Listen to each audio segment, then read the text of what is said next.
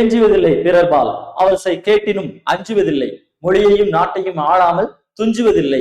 எனவே தமிழர் தோழெழுந்தால் எஞ்சுவதில்லை உலகில் எவரும் எதிர் நின்றே. அதாவது தமிழர்கள் என்னைக்கு தங்களுடைய தோல் கொடுத்து எதிர்னால் நம்மளை ஜெயிக்கிறதுக்கு யாருமே இல்லை அப்படிங்கிறது பெருஞ்சித்திரனாருடைய ஒரு பாடல். அந்த பாடல் தான் பார்த்திருக்கோம். நம்மளுடைய தமிழ் சொந்தங்கள் அனைவருக்கும் சத்தியசீலனின் அன்பு வணக்கங்கள். ஓகே, இன்னைக்கு நம்ம பார்க்க போற டாபிக் என்ன அப்படின்னா நற்றிணை. இப்போ போன கிளாஸ் வந்து நற்றிணை பார்த்துருப்போம் இல்லையா? போன வகுப்பு வந்து நம்ம என்ன பண்ணோம், நற்றிணை வந்து பார்த்துருக்கோம். நற்றிணையில அடிப்படை தகவல்களும் முக்கியமான மேற்கோள்களும் பார்த்துருந்தோம். சரியா? அடிப்படை தகவல்களும் முக்கியமான மேற்கோளும் பார்த்தோம். இன்னைக்கு நம்ம பார்க்க போறது நமக்கு வந்து ஸ்கூல் புக்ல இருக்கக்கூடிய 2 பாடல்களை பத்தி பார்க்க போறோம். நற்றிணையில இப்போதைக்கு பள்ளி பாட புத்தகத்துல இருக்கக்கூடிய 2 பாடல்களை பத்தி பார்க்க போறோம். சரிங்களா? ஒண்ணு வந்து பொது தமிழ்லையும் ஒண்ணு வந்து சிறப்பு தமிழ்லயும் இருக்கும். அந்த 2 பாடல்கள் வந்து நமக்கு வந்து இங்க கொடுத்துருக்கோம். சரிங்க? அந்த பாடல், அதுல இருக்கக்கூடிய பொருள், அதுக்கான நூல் குறிப்பு, ஆசிரியர் குறிப்பு இதெல்லாம் இருக்கு இல்லையா? அந்த விஷயங்கள் தான் நம்ம வந்து இதுல வந்து பாக்குறோம். சரிங்களா? ஓகேங்க. ஒரு பாடல் வந்து பிரான் சாத்தனார் அவர் எழுதின பாடலும், இன்னொன்று வந்து போதனார் அப்படிங்கிறவர் ஒருத்தர் எழுதின பாடலும் இருக்குது. இப்போதைக்கு பள்ளி பாட புத்தகத்துல இருக்க 2 பாடல் வந்து பார்க்கணும். சரி, இந்த பாடல் என்ன அப்படின்னு பாத்தீங்கன்னா, முதல்ல இதுல இருக்கு நற்றிணையில இருக்கக்கூடியது. பாடுறவர் யாரு? ஆசிரியர்னா பிரான் சாத்தனார். சரிங்களா? பொதுவா சாத்தனார் அப்படின்னாலே தெரியும் யாரா இருப்பாங்க, வணிகர்களா இருப்பாங்க. சாதன், சாத்தன், சாத்துவன், சாத்தனார் இந்த மாதிரிலாம் யாரா இருப்பாங்க அப்படின்னா வணிகர்களா இருப்பாங்க இல்லையா? இப்போ பிரான் சாத்தனார் பாடின பாடல். இந்த பாடல் வந்து குறிஞ்சி திணையில பாடப்பட்ட பாடல். குறிஞ்சி திணையில பாடப்பட்ட பாடல். குறிஞ்சி திணை அப்படின்னா உங்களுக்கு தெரியும், புணர்தலும் புணர்தல் நிமித்தமும் அதை அடிப்படையாக வச்சது இல்லையா? புணர்தலும் புரிதல் புணர்தல் அதை அடிப்படையாக வச்சிருப்பாங்க குறிஞ்சினாலே. குறிஞ்சியோட குறிப்பொருள் என்ன இருக்கும்? புணர்தல் புணர்தல் நிமித்தம். சரியா? இதுல துறை என்னன்னா தோழி கூற்று. திணை தெரியும், பாடிகள் தெரியாது, என்ன துறை அப்படின்னு சொன்னா பாடப்பட்ட சூழ்நிலை இருக்கு இல்லையா? அந்த எந்த சுச்சுவேஷன்ல இந்த பாடல் வந்து பாடப்பட்டிருக்கும் அதைத்தான் என்ன சொல்றோம், நம்ம வந்து துறைன்னு சொல்லுவோம். சரிங்களா? குறிஞ்சி திணையில குறிஞ்சி நில மக்களுடைய வாழ்க்கை முறைகள், அதுல இருக்கக்கூடிய ஒரு அன்பின் வெளிப்பாடு அப்படி வச்சு பாடப்பட்டது. அதுல தோழி பாடுற மாதிரி ஒரு பாடல், தோழியோட கூற்றாக ஒரு பாடல் இருக்கும். பாடியவர் யாரா? பிரான் சாத்தனார். சரி, இந்த பாடல் என்னன்னு முதல்ல பார்ப்போம். இந்த பாடலுடைய சிச்சுவேஷன் அப்படிங்கிறது பார்க்கலாம். பொதுவா இந்த தோழி அறத்தோடு நிற்றல்னு ஒரு விஷயம் உண்டு. அது என்னங்க அப்படின்னா,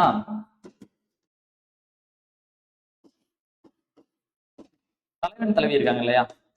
தலைவன் தலைவி 2 பேர்ல யாருக்காவது ஒருத்தர் பிடிச்சிருக்கு அப்படின்னு சொன்னா முதல்ல பார்த்து பேசுறது எல்லாமே யாரு? தோழி. தலைவன் தலைவி நேரடியா பேசக்கூடாது முதல்ல. அப்போ முதல்ல அதை பார்த்து பேசுறது தோழி. அடுத்து இந்த தலைவன் தலைவி இங்க வெளியில சந்திக்கிறாங்க அப்படின்னு சொன்னா அங்க அழைச்சிட்டு போறது யாரு? தோழிதான்.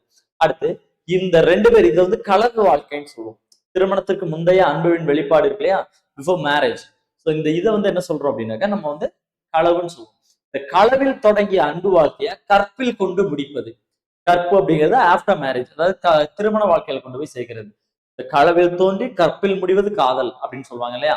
ஸோ அப்போ இந்த இதெல்லாம் யார் செய்வா அப்படின்னா தோழி தான். தலைவன் தலைவியை சேர்த்து வைக்கிறது, அவங்க வீட்டுல திருமணத்தை பத்தி சொல்றது, அதுக்கப்புறமா தலைவன் ரொம்ப நாள் வந்து திருமணத்தை தள்ளி போட்டார்னா அவங்கள ஒண்ணு சேர்க்கிறது, இதெல்லாம் யாரு? தோழி தான். இதைத்தான் என்ன சொல்லுவோம்னா தோழி அறத்தோடு நிற்றல் அப்படின்னு ஒரு பெயர் உண்டு. சரிங்களா? அடுத்து தலைவன் தலைவி மீட் பண்றாங்க அப்படின்னு சொல்லும்போது இங்க பகல் நேரத்துல வந்து இந்த கோவில் குளங்கள் இந்த மாதிரி பொது இடங்கள்ல மீட் பண்ணுவாங்க. அதுக்கு பேரு பகல் குறி அப்படின்னு பேரு. பகல் குறி அப்படின்னு சொல்லுவாங்க.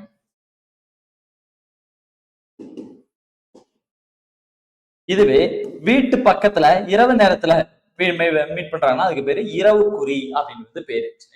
பகல் குறி, இரவு குறி. இப்போ பகல் நேரத்துல இரவு நேரத்துல சந்திக்க போறாங்க அப்படின்னா சில நேரங்கள் சந்திக்க முடியாது. யாராவது இப்போ சொந்தக்காரங்க யாராவது சந்திக்க முடியாது இல்லையா?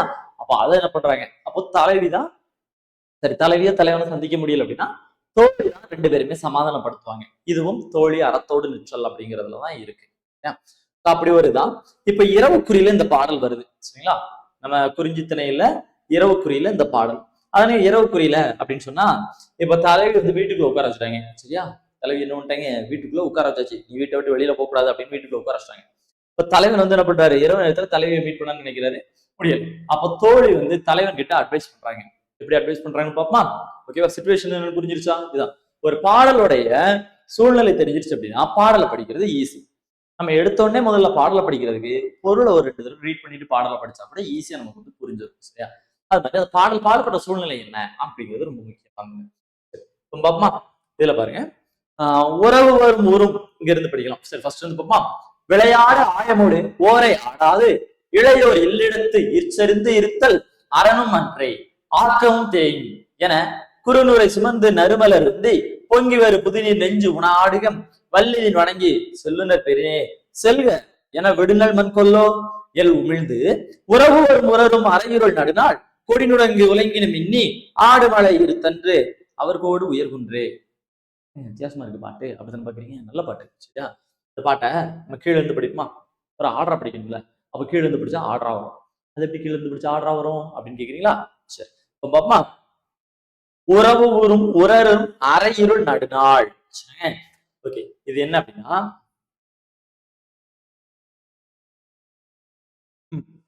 ஓகே, அரை இருள் நடுநாள் அப்படின்னு. அரை இருள்னா என்னங்க? அரை நடு அப்படின்னு சொல்லுவோம் இல்லையா? நடு இருள்னா இருட்டு. அப்ப நடு இருள்னா என்னது? நடு சாமம் அப்படின்னு சொல்லுவையா? நடு சாம நேரத்துல. சரியா? அதாவது என்ன சொல்றாங்க? உறவு உரும் உரரும் அரை இருள் நடுநாள் கோடி நுடங்கு இளைஞா. இதுல மட்டுமா? உறவு உரும் உரரும் அரை இருள் நடுநாள், அதாவது இரவு நேரத்துல. உரரும் அப்படின்னா என்னது? உருமும் சொல்லுவான் இந்த மாதிரி. சரியா? இரவு நேரத்துல என்னது? ஒரு இடி மின்னலோட இருக்கு, இடிச்சத்தோட இருக்கு. சரியா?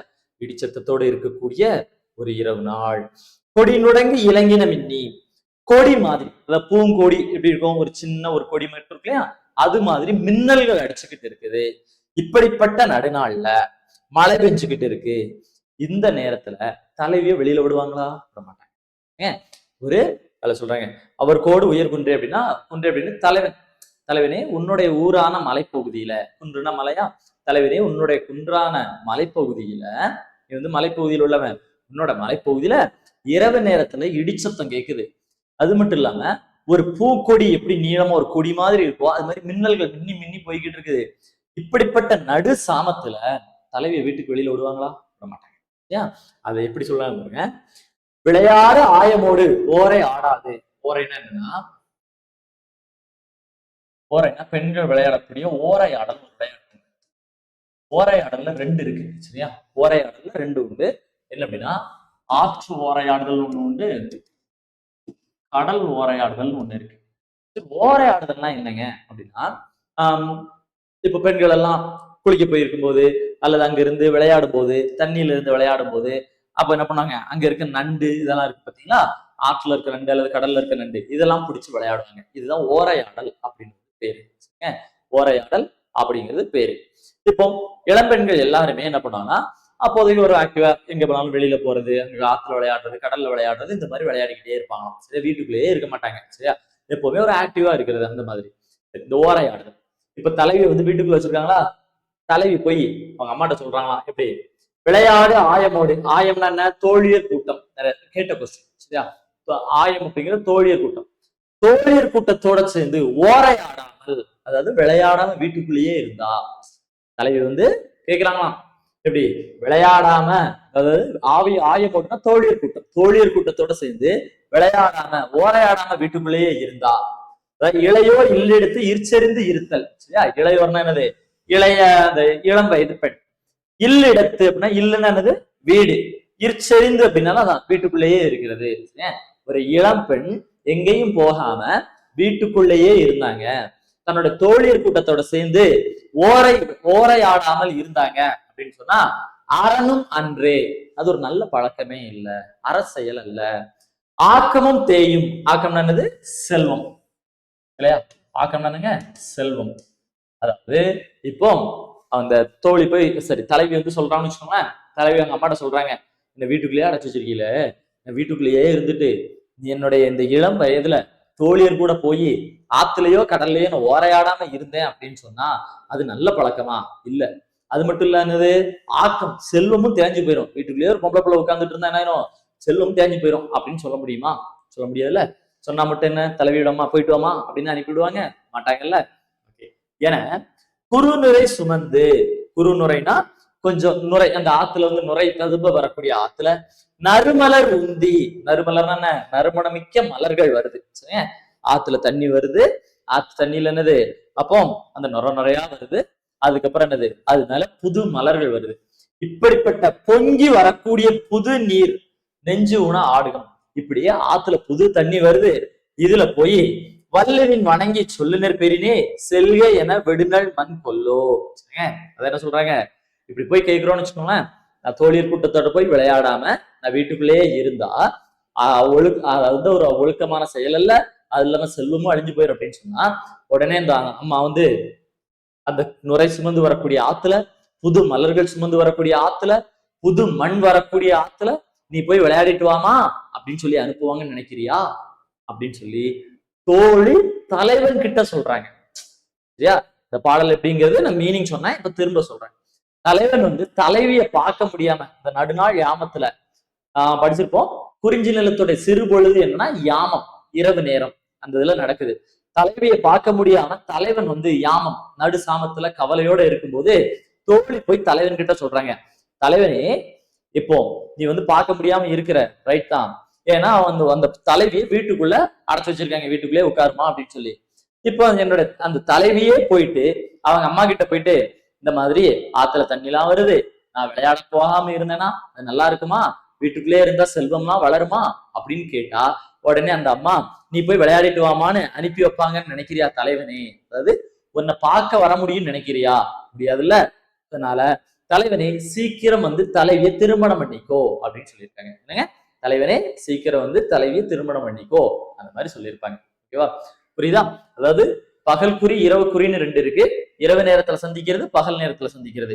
இரவு நேரத்துல தலைவியை சந்திக்க முடியாத தலைவன் வருத்தத்துல இருக்கும்போது தோழி அவங்க கிட்ட சொல்றாங்க. சரியா? இப்ப தலைவி வந்து வெளியில போன்னு நினைச்சா மட்டும் போயிட்டு வானா அனுப்பி வைப்பாங்க இல்லையே, அதனால நீ என்ன பண்ற, சீக்கிரம் வந்து திருமணம் பண்ணிக்கோ அந்த மாதிரி சொன்ன ஒரு பாடல். இந்த பாடல்லாம் என்ன அப்படின்னா பிரான் சாத்தனார் பாடுது. இது வந்து தோழியோட கூற்றுல வரக்கூடிய, தோழியுடைய கூற்றுல வரக்கூடிய ஒரு பாடல். சரிங்க, சரி, இப்போ நம்ம இந்த பாடல் பார்த்தோமா, நான் அடுத்த பாடல் ஒண்ணு பார்ப்போமா. இது நம்ம பொது சிறப்பு தமிழ்ல இருக்கும். இப்ப நம்ம பார்க்க போறது வந்து பொது தமிழ்ல இருக்கக்கூடிய ஒரு பாடல். இது அதோட சூப்பரான ஒரு பாட்டுங்க. யார் பாடியிருப்பா அப்படின்னு சொன்னா போதனார் பாடியிருக்காரு. பாலை நிலம், பாலை நிலத்தோட உரிப்பொருள் என்ன படிச்சிருப்போம்,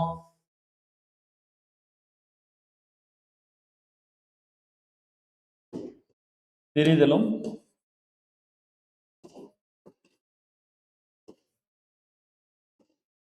பிரிதல் நிமித்தமும். சரிங்களா? ஓகே, பிரிதலும் பெரிதல் நிமித்தமும் அப்படிங்கிறது பாலைத்தன்மையுடைய இது வந்து. சரி, நற்றினைதான். இது யாரு, செவிலித்தாய் சொல்லியிருப்பாங்க. செவிலினா யாருங்க அப்படின்னா, இப்போ தலைவி இருக்காங்கன்னு வச்சுக்கோங்களேன், தலைவி கூட யாரெல்லாம் இருப்பா, பொதுவா அக இலக்கியங்கள்னா தலைவன் தலைவி. தலைவி கூட யாரெல்லாம் இருப்பாங்க அப்படின்னு சொன்னா, ஃபர்ஸ்ட் வந்து நற்றாய். நற்றாய் யாருங்க, பெற்றத்தாய். அடுத்து இவங்களை கவனிச்சுக்கிறக்கா செவிலித்தாய். செவிலித்தாயோட பொண்ணுதான் தலைவியுடைய தோழி அல்லது பாங்கின்னு சொல்லுவாங்க. தோழி வந்து சில இடத்துல பாங்கி அப்படின்னு சொல்லியிருப்பாங்க. சரிங்களா? ஓகே, அப்போ தலைவி கூட யார் இருப்பா, நற்றாய் அதாவது பெற்றத்தாய். அவங்களை பாத்துக்கிறதுக்காக கூட இருக்கக்கூடிய, அதாவது தலைவியை பாத்துக்கிறதுக்காக செவிலித்தாய் அப்படின்னு ஒருத்தவங்க வச்சிருப்பாங்க. செவிலித்தாய்க்கு ஒரு பொண்ணு உண்டு, அந்த பொண்ணு தான் தலைவியுடைய தோழியா இருப்பாங்க. சரியா? ஓகே, அதுல வந்து செவிலித்தாயோட கூற்று, இந்த பாட்டுல வந்து செவிலித்தாய் பாடுற மாதிரி ஒரு கூற்று. பாடியோர் யாருன்னா போதனார். சரியா? பாடியோர் யாரு, போதனார். ஓகே, இந்த பாட்டு என்னங்க அப்படின்னு சொன்னா உடம்போக்கு நிகழ்த்திய தலைவியை பத்தி பாடுறாங்க. உடம்போக்கு அப்படின்னா என்ன அப்படின்னா, உடம்போக்கு நிகழ்த்தல் அப்படின்னா, இப்போ தலைவன் தலைவி ரெண்டு பேரும் திருமணம் பண்ணலாம் அப்படின்னு விருப்பப்படுறாங்க.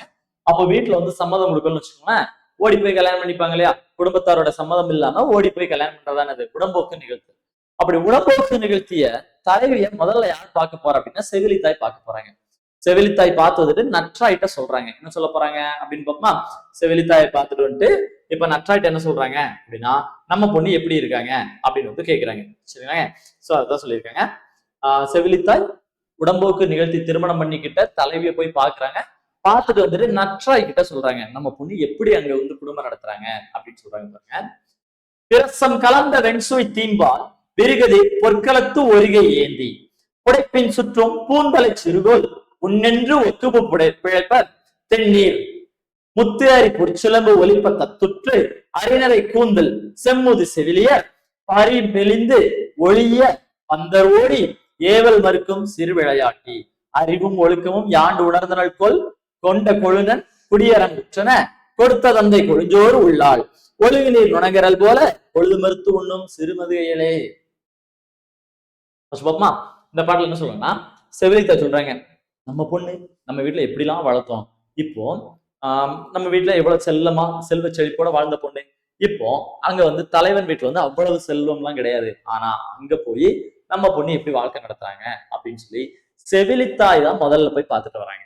செவிலித்தாய் பார்த்துட்டு வந்து நற்றாய் கிட்ட சொல்றாங்க. அதுதான் இந்த பாடல். சரியா? பாருங்க, பிரசம் கலந்த வெண்சுவை தீம்பால். பிரசம்னா தேன். சரியா? பிரசம்னா தேன், அதாவது தேனும் பாலும் கலந்து கொடுக்குறாங்களாம். இந்த பொண்ணு நம்ம வீட்டுல இருக்க எப்படி சாப்பாடு கொடுத்தோம், தேனும் பாலும் கலந்து கொடுத்துருக்கோம். சரிங்க? பிரசம் கலந்த வெண்சுவை தீம்பால். பிரசம்னா என்னது? தேன். தேனும் பாலும் கலந்து, தீம்பால்னா இனிமையான பால்னு அர்த்தம். சரி, தேனும் பாலும் கலந்து நம்ம சாப்பாடு கொடுத்தோம். ஓகேவா? சரி, எப்படி கொடுத்தோம்? தேனும் பாலும் கலந்து எதுல? விரிகதிர் பொற்களத்து. பொற்களம்னா என்னங்க? தங்க பாத்திரத்துல. அதாவது ஒரு கையில என்ன பண்றோம், விரிகதிர் பொற்களத்து ஒருகை ஏந்தி அப்படின்னா ஒரு கையில நல்ல பிரகாசமா கதிர் வீசக்கூடிய ஒளி வீசக்கூடிய விரிகதிர் ஒளி வீசக்கூடிய தங்க பாத்திரத்துல தேனும் பாலும் கலந்து சாப்பிடுமா சாப்பிடுமான்னு சொல்லியிருக்கோம். சரிங்க? தங்க பாத்திரத்துல இல்லையாங்க. அந்த கேர்ள் வந்து கோல்டன் ஸ்பூன் இல்லையா, இந்த சொல்லுவாங்க பிறக்கும் போதே தங்க கரண்டி விடப்படுறது சில்வர் ஸ்பூன் படிப்போம். அது மாதிரி இந்த பொண்ணு வந்து கோல்டன் ஸ்பூன். சரியா? அப்படி செல்வ செழிப்பா இருந்த பொண்ணுங்க. ஓகே, பெரியது பொற்களத்து ஒருகை ஏந்தி. இப்ப சாப்பிட சொன்னா சாப்பிட மாட்டாங்க. சரியா? சாப்பிட மாட்டாங்கல்ல. அப்ப அந்த பொண்ணு என்ன பண்றாங்க, புடைப்பின் சுற்றும் போந்தலை சிறுகோள் உண்ணென்று புடைப்ப சொல்றாங்க. சாப்பிட பொரியா இல்ல அடிக்கவா அப்படின்னு சொல்லிட்டு கம்பு வச்சு அடிக்க ஓங்குறாங்க. இப்போ ஓங்குனா கூட என்ன பண்ணிடக்கூடாதான், தெரியாம கூட அந்த பொண்ணு மேல என்னது கைப்பற்றக்கூடாது. பட்டா வலிக்கும்ல கம்பு பட்டா. அதனால என்ன பண்றாங்க, புடைப்பின் சுற்றும் பூந்தலை சிறுகோல், அந்த இது கம்புல பூவை சுத்தி வச்சு அடிக்கிறாங்க. ஒரு கையில தேனும் பாலும் கலந்து சங்க பாத்திரத்துல வச்சு சாப்பிடுமாங்கிறாங்க. சாப்பிடலாம் அடிக்கிறதுக்கு ஓங்குறாங்க. அடிச்சா கூட மிரட்டுறாங்க இல்லையா, அப்ப கூட அடிச்சா அந்த குழந்தைக்கு வலிச்சிடக்கூடாது அந்த பொண்ணுக்கு. அதனால கம்புல பூவை சுத்தி வச்சு அடிக்கிறாங்க. சரியா? இப்ப அந்த பொண்ணு என்ன பண்ணும், தப்பிச்சு ஓடுது. எப்படி ஓடுது? தென்னீர் முத்தை பொற்சிலம்பு ஒலிப்ப தத்துற்று. அந்த தென்னீர் முத்தையறி பொற்சிலம்பு ஒலிப்ப தற்றுற்று. தென்னீர் தெளிந்த நீர், முத்து. சரியா? முத்து அரி பொற்சிலம்பு, அதாவது அந்த பொண்ணுடைய காலில் வந்து அந்த தென்னீர் தெளிந்த நீர் போல இருக்கக்கூடிய முத்தால் ஆன தங்க சிலம்பு காலில் போட்டிருக்கு. அப்படி தெளிந்த நீர் மாதிரி இருக்கும்போது, தெளிஞ்ச தண்ணி மாதிரி இருக்கிற முத்தால் ஆன பொற்சிலம்பு காலில் போட்டிருக்கு. இந்த கால் சிலம்பு ஒலிப்ப தத்துற்று. இந்த பொண்ணு ஓடும்போது சிலம்பு காலில் இருக்க சிலம்பு தலையில படுது. தரையில பட்டு ஒலி எழுப்புற மாதிரி இந்த பொண்ணு ஓடுதான். இதுக்கு பாருங்க, ஒரு கையில தங்க பாத்திரத்துல தேனும் பாலும் கலந்து சாப்பிடுன்னு கொடுக்குறாங்க. அந்த பொண்ணு சாப்பிடாதான். அப்போ அடிச்சிருவேன்னு சொல்லி அடிக்கும்போது கூட கம்புல பூ சுத்தி வச்சு அடிக்கிறாங்க. சரியா? இப்பமா அந்த பொண்ணு சாப்பிடாம என்ன பண்ணுது, காலில் போட்டிருக்க அந்த முத்தும் தங்கத்தாலே செய்யப்பட்ட தங்க சிலம்பு இருக்கு இல்லையா, தரையில பட்டு ஒலி எழுப்புற மாதிரி ஓடுதான். சாப்பிட மாட்டேன் அப்படின்னு சொல்லிட்டு அந்த பொண்ணு. சரியா? அப்ப அந்த பொண்ணு காலில் தங்க சிலம்பு, முத்தாலும் தங்கத்தாலும் சிலம்பு போட்டு விட்டுருக்காங்களாம். சரியா? ஓகே, அடுத்து அறிநரை கூந்தல் செம்முது செவிலியர் பரி மெலிந்து ஒளிய பந்தர் ஓடி. சரியா? அறிநரை கூந்தல் செம்முது செவிலியர். இது என்னங்க அறிநரை கூந்தல்னா அங்கங்க ஒவ்வொரு முடி மட்டும் நரைச்சிருக்கக்கூடிய செவிலித்தாய். செம்முது செவிலினா நல்ல பண்புகள் உள்ள செவிலித்தாய். ஏன்னா செவிலித்தாய்ன்னு நம்ம வயசான பாட்டி அப்படின்னு நினைச்சிட கூடாது இல்லைங்க. செவிலித்தாய்க்கும் நற்றாய்க்கும் கிட்டத்தட்ட ஒரே ஏஜ் தான். சரிங்களா? அரிநரை கூந்தல், அங்கங்க ஒவ்வொரு முடி அரிதாக நரைச்சிருக்கு. இப்படி அரிதாக நரைத்த கூந்தலை உடைய நல்ல பண்புகளை உடைய செவிலித்தாய். செவிலித்தாய் பின்னாடியே ஓடுறாங்க. சாப்பிட்டு சாப்பிட்டு சாப்பிட்டு சாப்பிட்டு சாப்பிட்டு பாத்திரத்து ஓடுறாங்க. ஆனா இந்த பொண்ணை பாருங்க, பரி மெலிந்து ஓடிய பந்தர் ஓடி. இந்த செவிலித்தாயால ஓடக்கூட முடியல, அந்த அளவுக்கு டயர்ட் ஆயிட்டாங்க.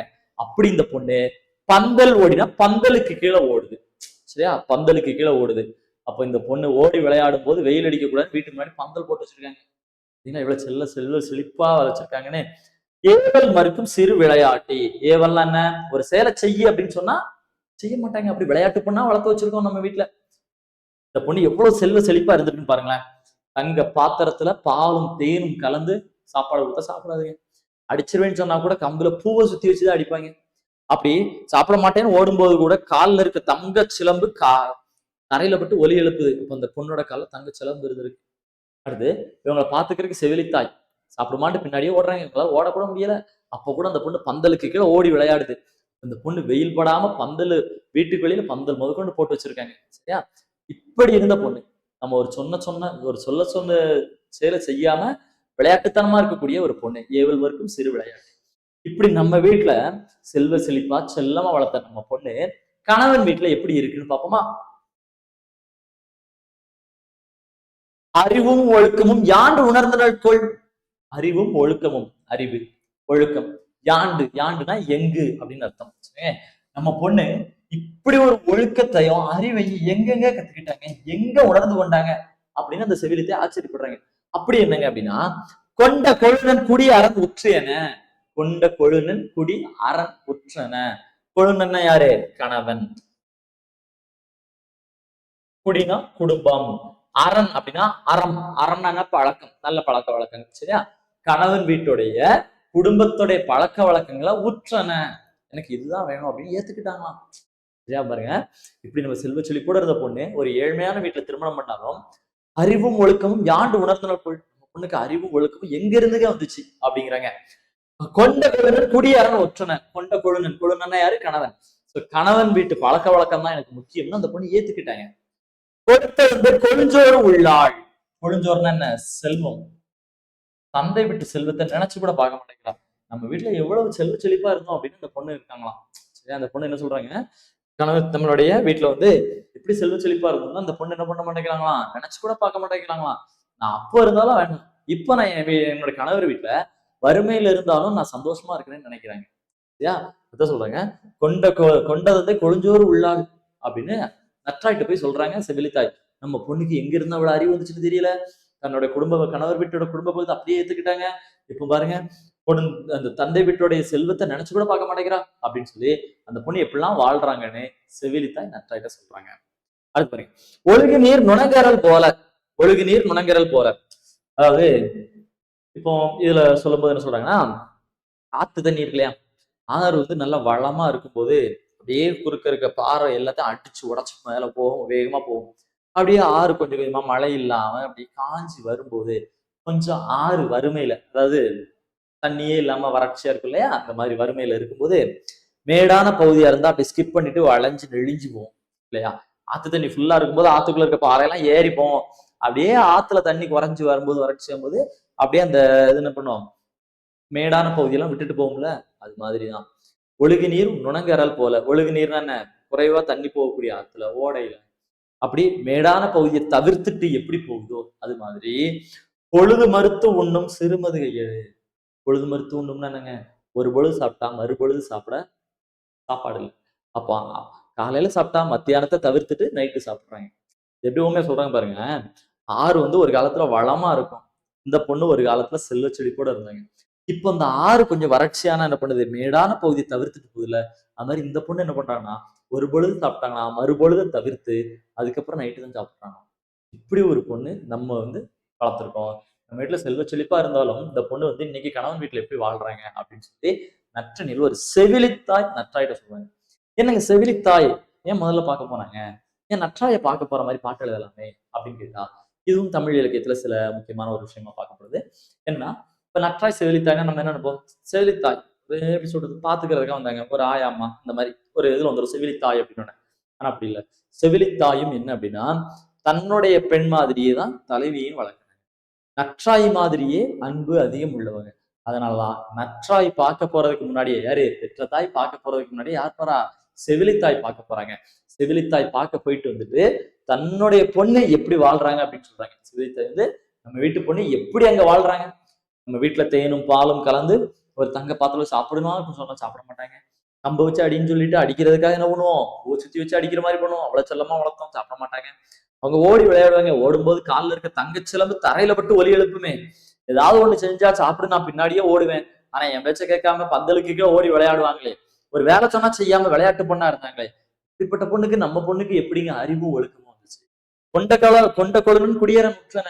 கணவன் வீட்டு பழக்க வழக்கம் தான் நமக்கு தேவைன்னு சொல்லிட்டு அப்படியே வறுமையில இருந்தாலும் எவ்வளவு அழகா குடும்பம் நடத்துறாங்க பத்தியா அப்படின்னு சொல்லி ரொம்ப தெளிவா வந்து இதுல சொல்லியிருப்பாங்க. இதான் வந்து இந்த பாடல் வந்திருக்கு. பள்ளி புத்தகத்துல கூடிய 2 பாடல் பார்த்திருக்கோம். போன வகுப்புல நம்ம என்ன பார்த்தோம் அப்படின்னு சொன்னா, நேற்றைய வகுப்புல வந்து நற்றினோட அடிப்படை தகவலும் அதுல இருக்கக்கூடிய மேற்கோள்களும் பார்த்துருக்கோம்.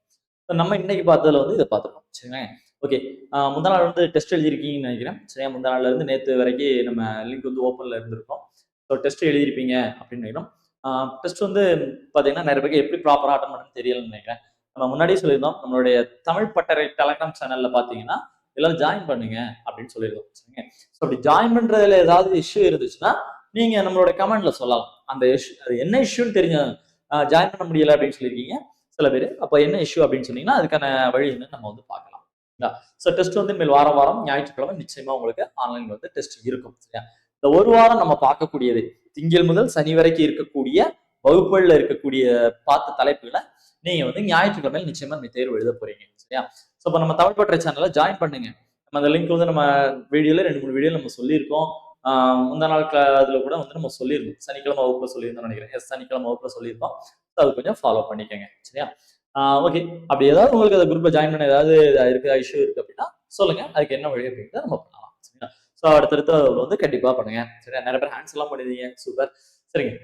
கண்டிப்பா நம்மளுடைய வகுப்புகளை வந்து பார்ப்போம். நம்ம தமிழ் இலக்கிய வரலாறு வந்து நம்ம ஃபுல்லாவே பார்க்க போறோம். சரிங்களா? இதுல இருந்து நம்ம சங்ககால இலக்கியத்துல இருந்து இக்கால இலக்கியம் வரைக்கும் பார்க்குறோம். இப்பதான் இலக்கியம் ஸ்டார்ட் பண்ணிருக்கோம். இது வரைக்கும் இருக்கிறது எல்லாமே அடிப்படை தகவல்களா நம்ம பார்த்தோம். இனிமேல் வந்து பார்க்குற எல்லாமே செய்யுள், அதுல இருக்கக்கூடிய பொருள், அதுல இருக்கக்கூடிய விஷயங்கள் எல்லாமே இந்த வரிசையா பார்க்கலாம். ஓகே. அடுத்த வகுப்புல மறுபடியும் சந்திக்கலாம். நன்றி, வணக்கம்.